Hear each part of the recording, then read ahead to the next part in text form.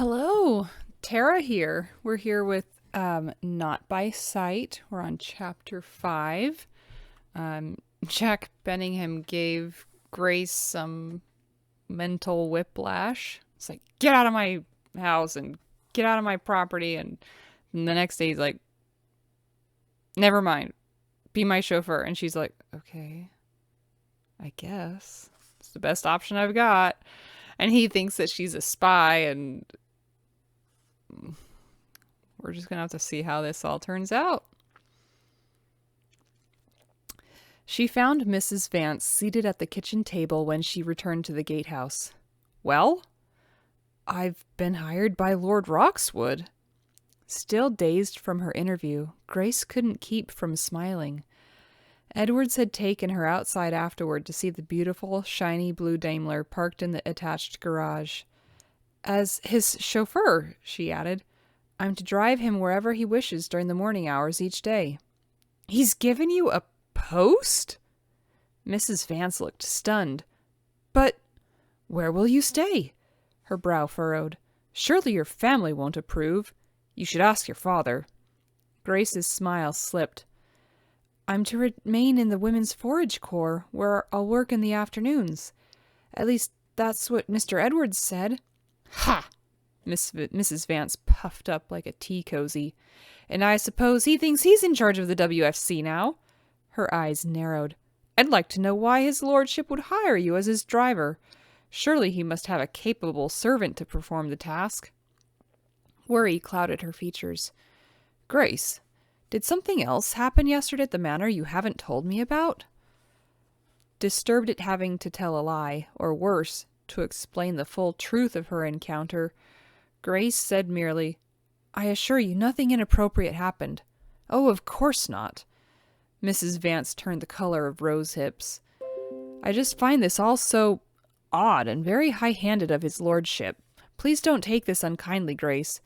But you were dismissed from the WFC, and he has no right. Perhaps you'd better see this. Grace withdrew an envelope from her jacket, which contained her employment agreement with Lord Roxwood, along with a letter from Mrs. Vance, and handed it to her. It seems I've been outmaneuvered, Mrs. Vance said after reading the contents. Lord Roxwood has contacted my supervisor in London. Mrs. Stewart agreed to his terms and sanctions his decision. She waved the letter at Grace. I suppose this means you're staying. At that moment, Agnes appeared on the steps leading down from their room. I overheard. We are to remain in the WFC? Excitement lit her brown eyes. If you're willing, Grace said.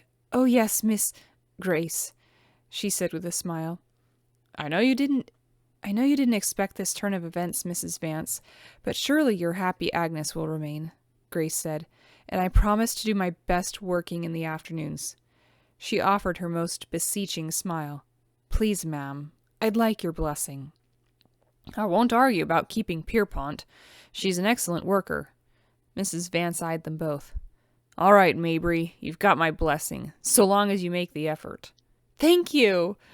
Impulsively, Grace hugged the older woman. She would try, and with hard work and sufficient time to learn, she vowed to succeed, for Colin and for her own self-respect. That's enough now, Mrs. Vance pulled away, again all business. With your new schedule, we'll be a bit short-handed when haymaking starts. You'll take over Claire's position as timekeeper, recording the harvest.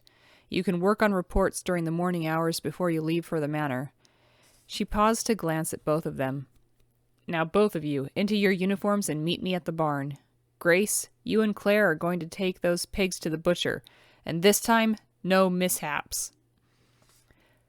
So, how was your interview? Agnes asked as they changed clothes upstairs. She was thrilled at the turn of events. They would stay in the country. Her mistress buttoned up her uniform and said, Well, of course you should be the first to know. Lord Roxwood is rude, overbearing, wears the horrible steel mask everyone talks about. And we know him, Agnes. She looked up. Or at least I do. We met at Lady Bassett's ball. Agnes paused in tying the laces on her boots. Who is he? Jack Benningham. I gave him a white feather that night. He recognized you? Her hopes fell. Perhaps they wouldn't be staying after all. Grace shook her head. His townhouse caught fire shortly after the ball. The Times made light of it, but he received burns to the face, and he's blind now. Her brow creased. Still, he seems to know who I am. I don't understand, Agnes said. If he ordered you to leave yesterday, why does he now want you to stay and work for him? I have no idea, except that he decided to retaliate. Nightmares popped into Agnes's mind as she recalled the night of the ball. Surely he won't turn us over to the police. Surely he won't turn us over to the police, she whispered. Of course not, her mistress said. I'm certain he wishes only to humiliate me by hiring me to be on his staff. His arrogance in the past proves it. You'll tell me, though, if it's not, won't you? Agnes asked. She imagined the only place worse than being in London would be rotting in jail. I will, but it's nothing to worry about, really, Grace said, smiling. And if it means we get to stay, I'll let Lord Roxwood have his fun. Grace felt relieved when she and Agnes arrived to find the pigs already caged and on the back of the cart. She tried to ignore the little stab of hurt she felt after her conversation with Agnes. Her maid kept the photograph of her family a secret, yet she wanted Grace to share her every thought. Still, it was no reason to be petty. She would just have to earn her maid's trust.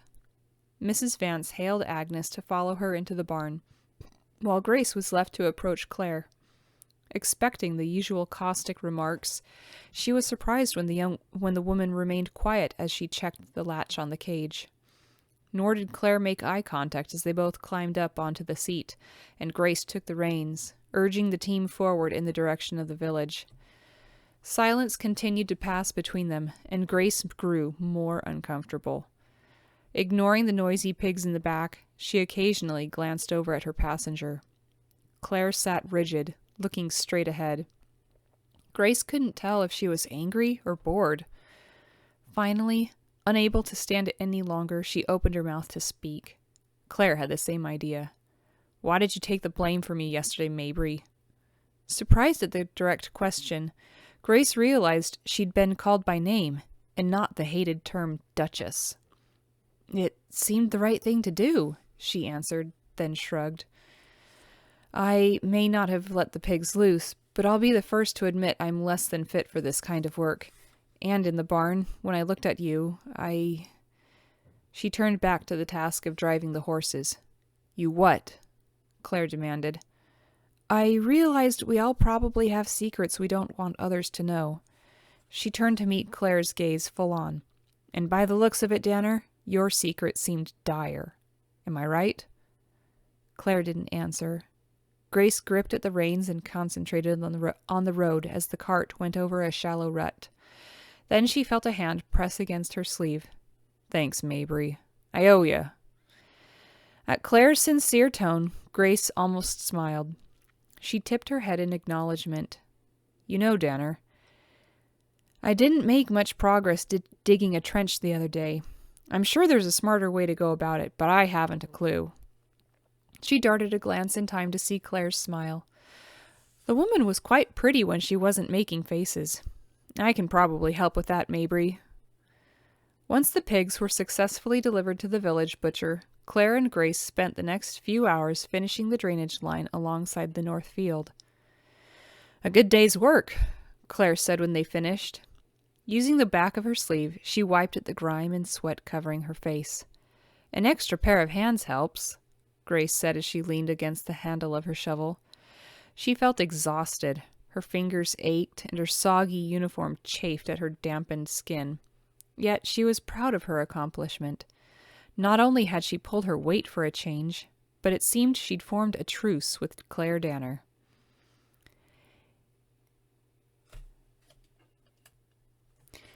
You met the Tin Man up at the manor this morning, Becky said later, reaching across the table for another of the yeast rolls she'd baked. Mrs. Vance had announced Lord Roxwood's latest edict at supper, and the women were pleased she and Agnes would be staying. Did you scream? Grace burst out laughing. I hate to disappoint you, Becky, but he has no hunched back or pointed ears, not even a limp, and his howl is more like a bark, and quite sharp. Tell us what he said to you, Grace, Lucy said, her eyes rounded like teacups. Very little, and he's brusque to be sure, though he was much more irritated with me yesterday when I chased a pig into his hedge maze and stumbled upon him there. You met him yesterday. Oh, sorry. I have to switch to French. You met him yesterday too? Agnes frowned. You didn't tell me.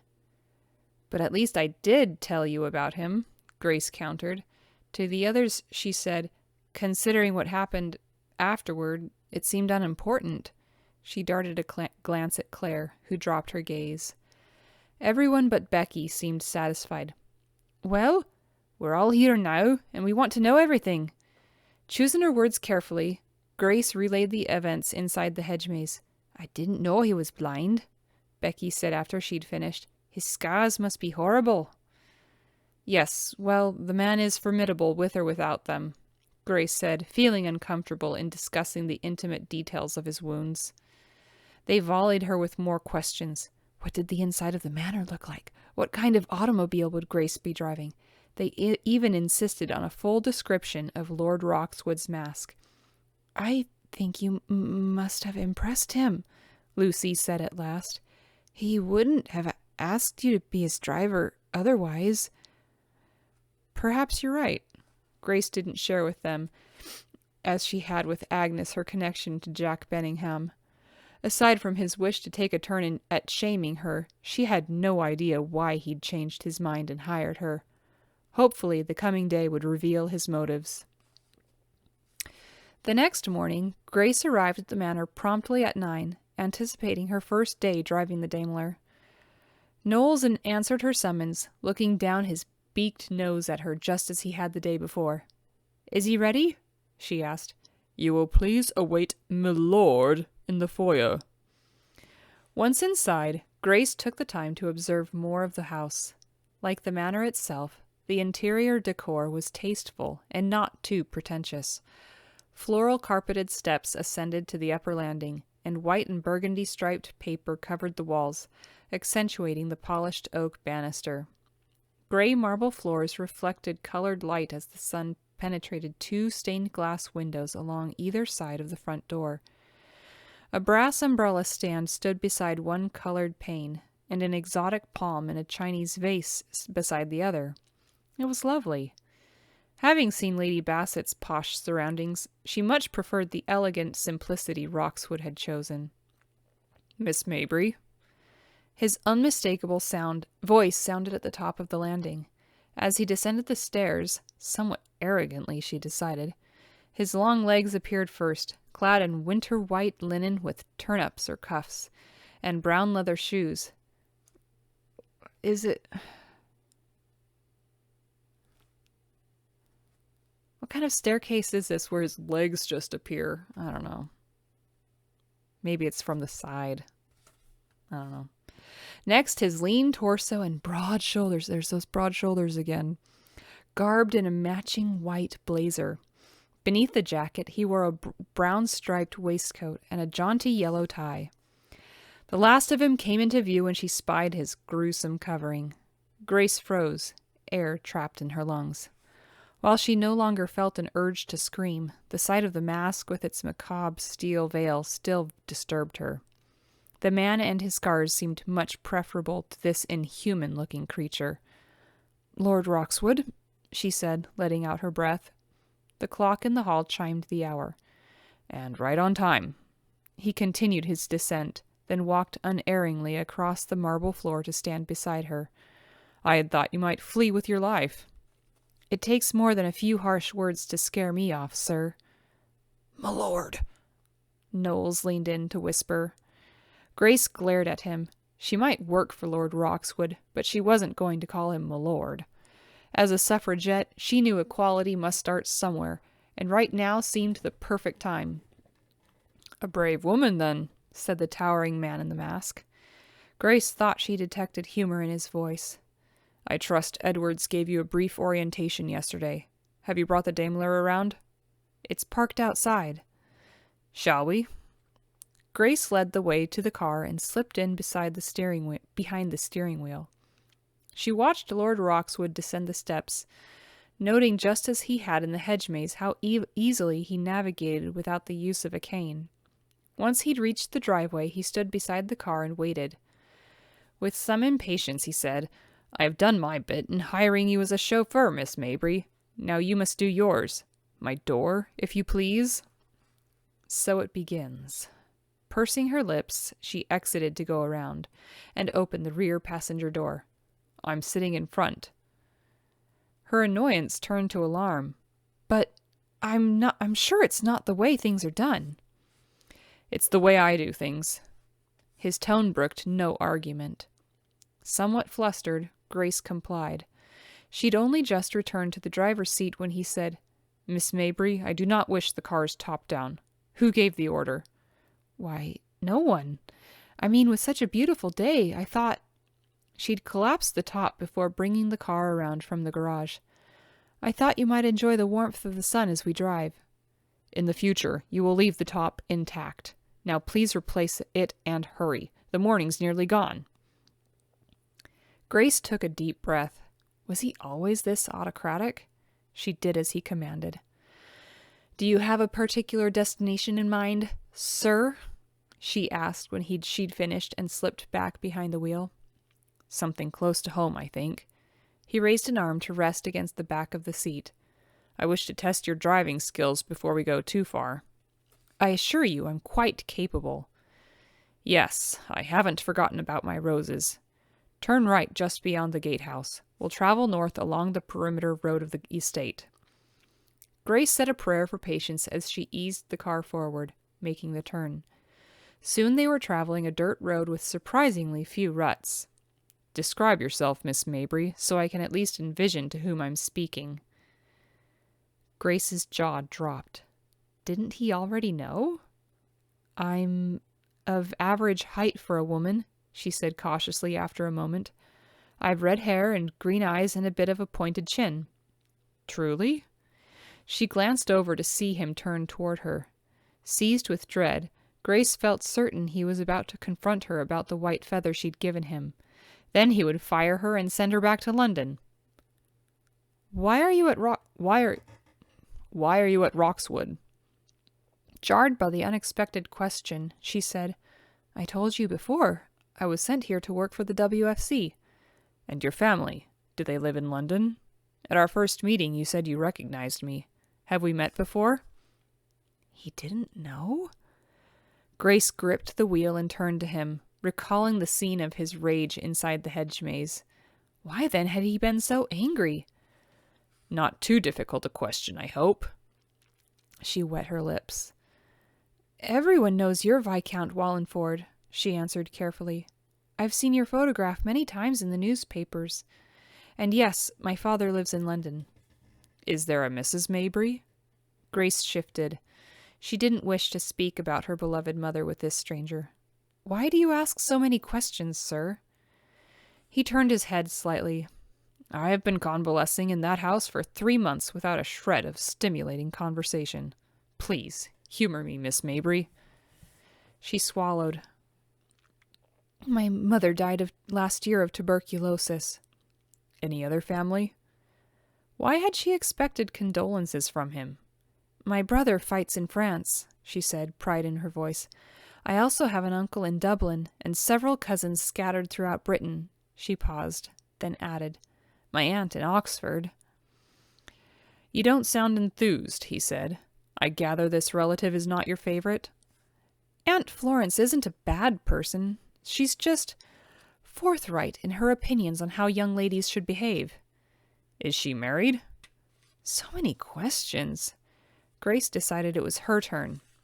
After all, she had a story to write about the mysterious Tin Man. "How long do you plan to recuperate here in the country, Lord Wallingford?"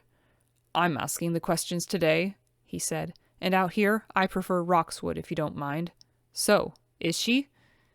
"Is she what?" Grace asked, confused. "Married," he said. "Does this aunt of yours have a husband?" "No, she never married." Grace was growing tired of their one-sided exchange. "A spinster, then?" He dropped his arm from the back of the seat. I take it the behavior to which she subscribes prohibits you from having fun? I beg your pardon. I didn't say... Is she sister to your father or your mother?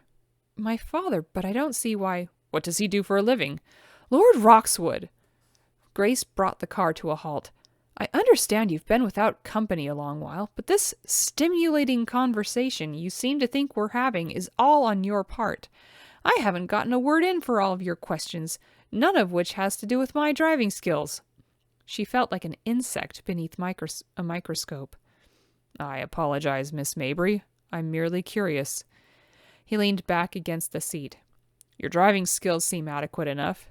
You haven't yet hit a rut or to knock me out of the car. Thank you, she said with forced politeness.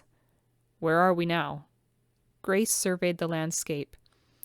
There's a grouping of trees off to the right, she said. They surround a lake. Camden Pond.